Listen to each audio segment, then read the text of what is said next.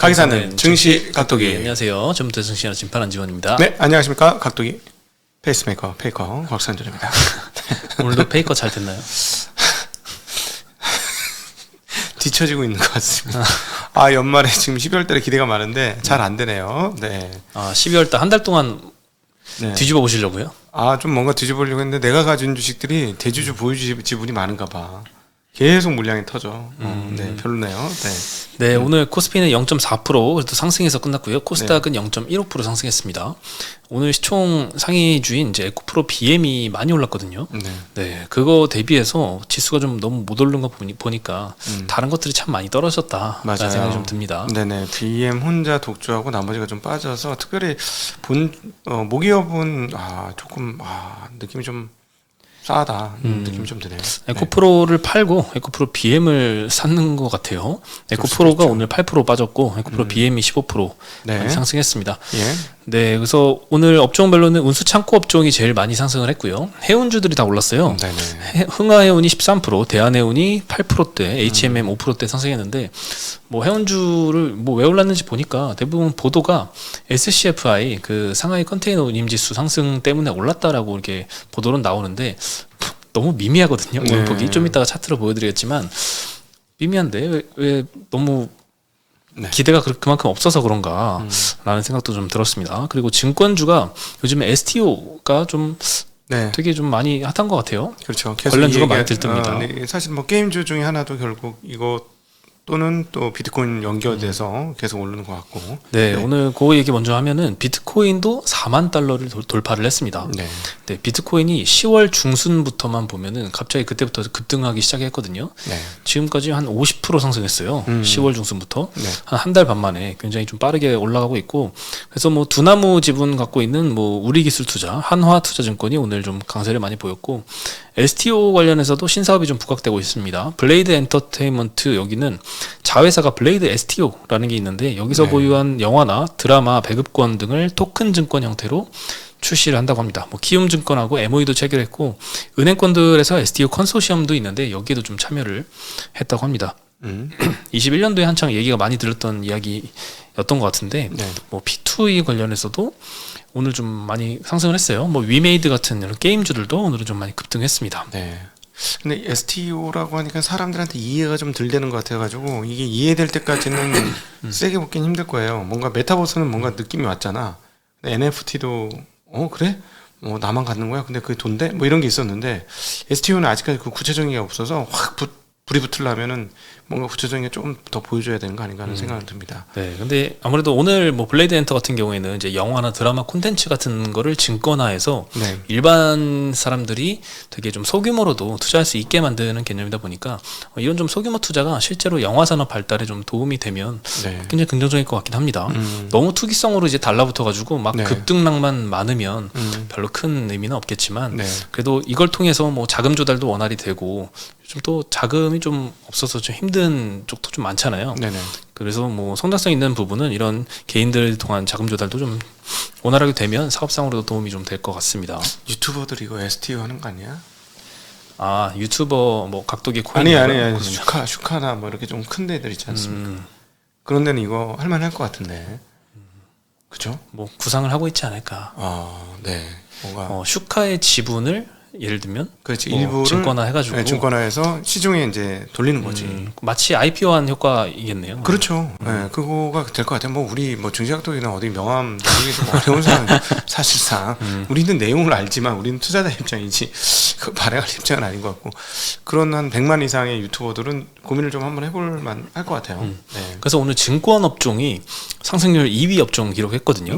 뭐 우선주 같은 건 상한가를 갔어요. 한화투자증권 우선주는 상한가, SK증권 우선주 상한가, 한양증권 우선주는 21%나 급등을 했고 보통주도 한화투자증권은 25%나 올랐습니다. 여기도 뭐 두나무 지분 갖고 있죠. 네, 여러 가지 뭐 증권주가 좀 오랜만에 핫했습니다.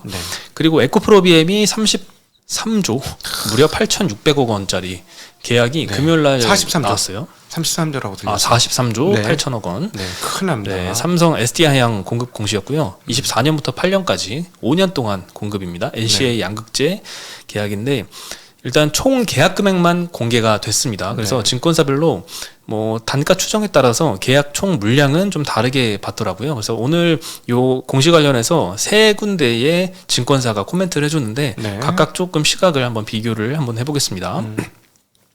그리고 또 계약 공시를 보면은 판매 단가는 해당 시점에 원재료 시세를 적용해서 최종 결정이 되고 주기적인 판가 조정이 있을 예정입니다라고 했기 때문에 요 43조 원이라는 금액이 확정은 아닌 것 같아요.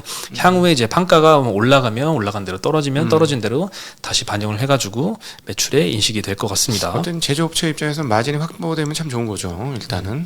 네, 그래서 증권사는 일단 NH투자증권은 현재 판가 한 40불, 킬로그램당 40불 정도를 가정해서 양극재 84만 톤으로 추정을 했습니다. 563기가와트시로 환산이 되고요. 뭐 연환산하면 양극재 17만 톤이기 때문에 현재 캐파하고 꽉 차는 수준입니다. 그래서 좀 의미 있는 규모다라고 코멘트를 했고요. 28년도까지 삼성 SDI 향으로 캐파가 278기가와트시 정도 확보할 것으로 보인다고 합니다. 근데 기존 추정치가 280기가와트시입니다. 278이나 280이나 뭐 유사하기 때문에 실적 상향 요인은 아니다라고 언급을 했고, 이번 계약권은 에코프로비엠의 기존 캐파 목표치에 이미 포함이 된 물량이다. 그러니까 이런 거 나올 줄 알고 미리 좀 선제적으로 좀 추정을 이미 반영을 시켜놓은 것 같아요. 네, 그렇지만 이제 개런티 비율 상승은 실적 안정성이 좀 긍정적이다라고 코멘트를 했고요. 통상 양극재의 중장기 공급 계약의 개런티 비율이 계약 물량의 80에서 120% 사이라고 합니다. 이렇게 계약 공급은 했지만 실제로 매출을 그만큼 줘야 되잖아요. 나중에 가서 약속한 대로 안 주면 안 되니까. 그래서 개런티를 80% 이상 해주는데 이번 계약의 개런티 하단은 90% 이상으로 추정이 돼서 평소보다는 조금 평균치보다는 개런티 비율이 높다. 그러니까 어떤 식으로든지 SDI가 다 사간다는 거예요. 99할은. 그렇죠. 이 정도면은 뭐 적자 날 가능성은 상당히 뭐 없다라고 봐야 되겠네요. 적자 보면 안 되죠. 마진율 8%면 적자지. 캐퍼 다 만들어놨는데 안 갖고 가면은 다 만들어놨는데 안 갖고 가면 만약에 안 만들었으면 상관없지만 그럴 일은 다 만들어놨는데 10% 덜 갖고 왔어. 이렇게 되는 거지. 그렇죠. 네, 그리고 유진투자증권에서도 리포트가 나왔는데요. 이번 계약 추정 물량이 NH가 84만 톤 추정했는데 조금 낮은 70에서 80만 톤 정도로 추정을 하고 있습니다. 이걸 포함해서 현재 추정하고 있는 24년도부터 28년도까지의 매출을 100조 원이라고 추정을 했네요.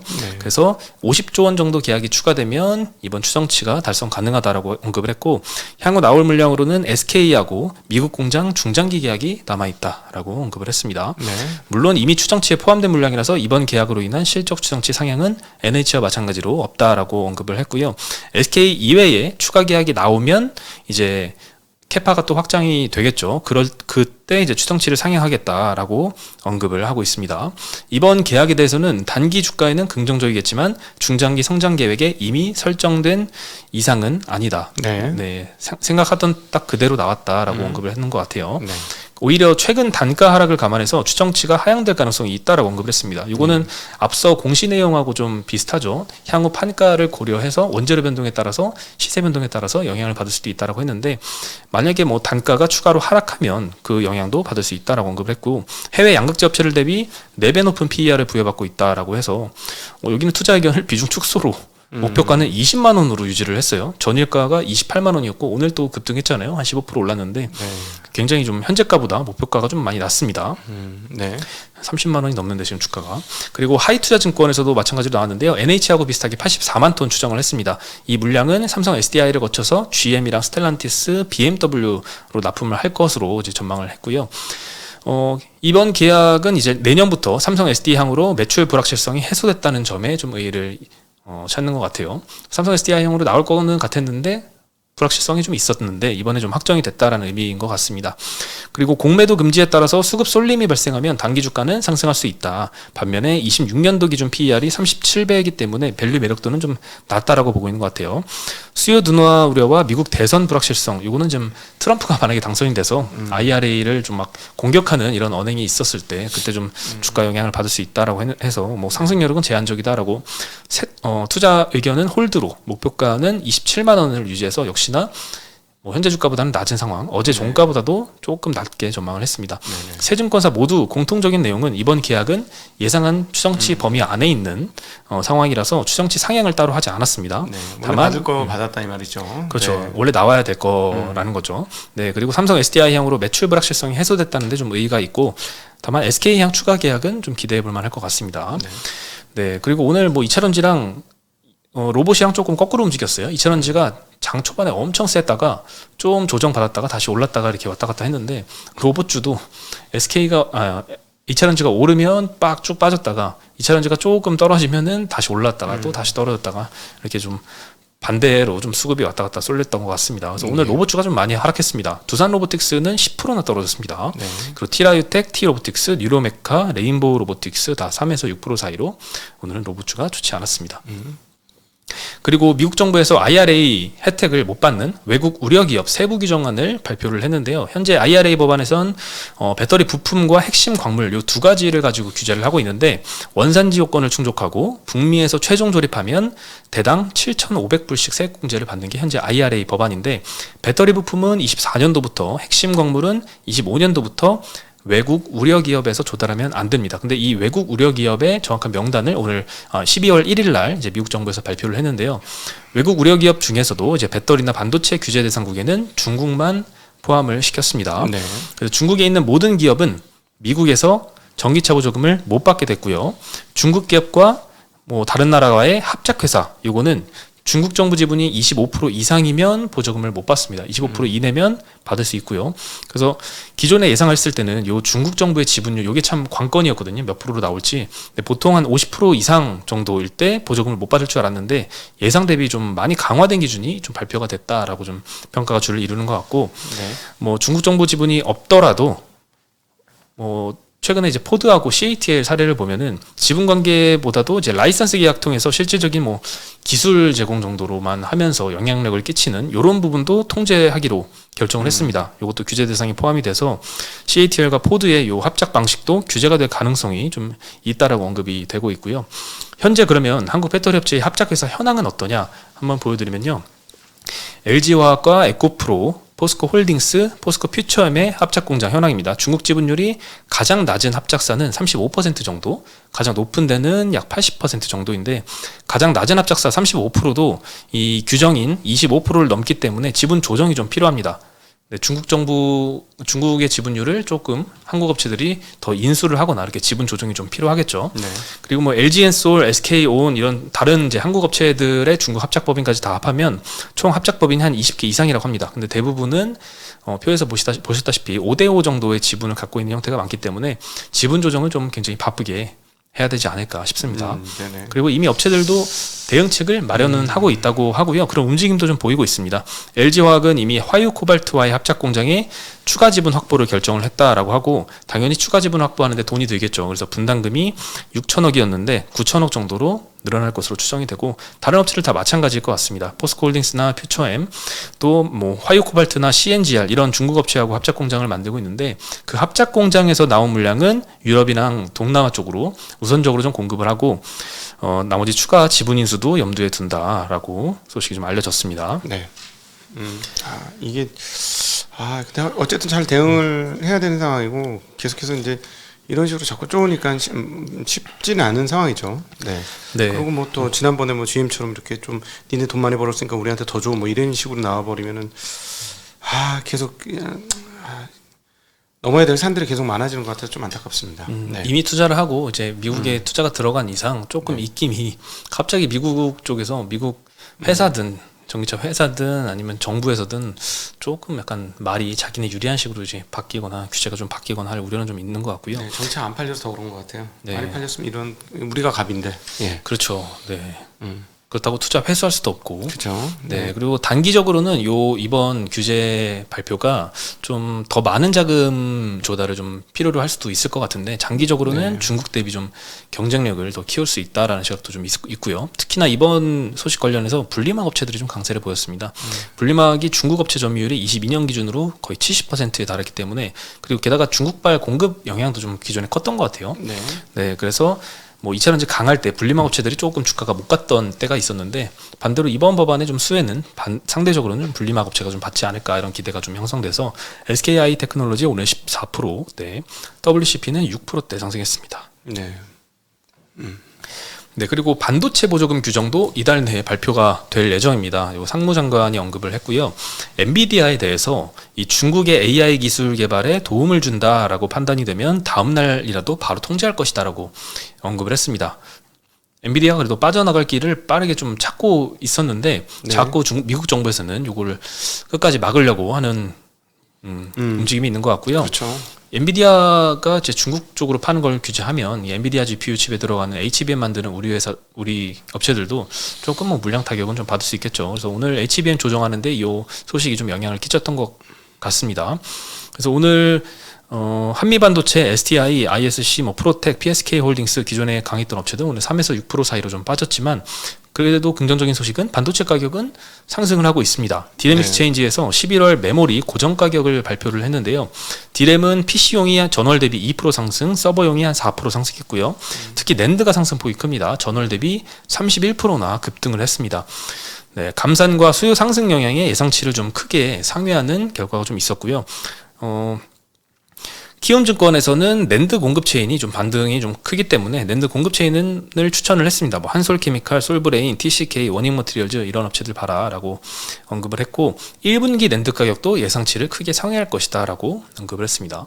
아무래도 감산을 좀 세게 한 만큼 이런 반발 효과도 좀 있는 것 같고 계속 조금씩 꾸준히 올라오고 있어요. 낸드 가격 매일 하루에 뭐 1, 2%씩, 2, 3%씩 계속 올라오고 있습니다. 너무 많이 빠졌기 때문에 좀 빨리 올라왔으면 좋겠습니다.